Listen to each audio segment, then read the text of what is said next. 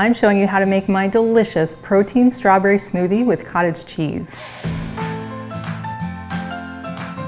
It's packed with protein and fiber from cottage cheese, your favorite protein powder, chia seeds, and flaxseed. It keeps you fuller for longer and curbs cravings. Plus, the strawberries add a dose of vitamin C and antioxidants.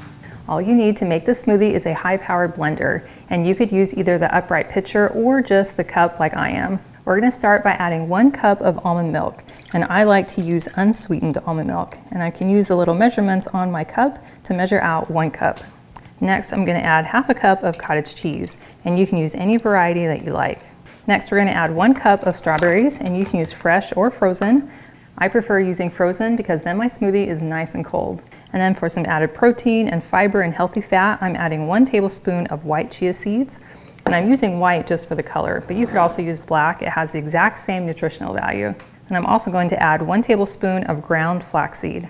Then I'm adding 2 tablespoons of my favorite protein powder. Now my protein powder has natural cane sugar in it, so I don't need to add any sweetener to the smoothie. But if you're using a plain protein powder, then you might want to add about a tablespoon of honey or maple syrup just to bring the sweetness level up to your liking.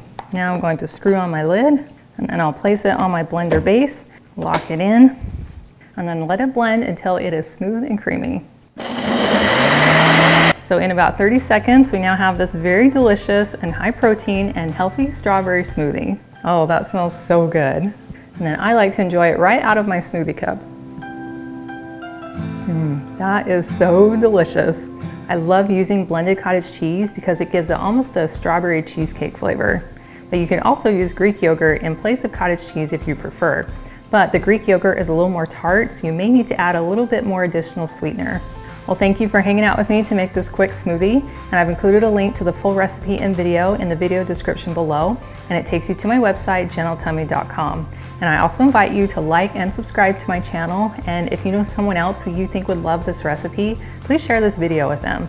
And I cannot wait to have you hang out with me again in my kitchen.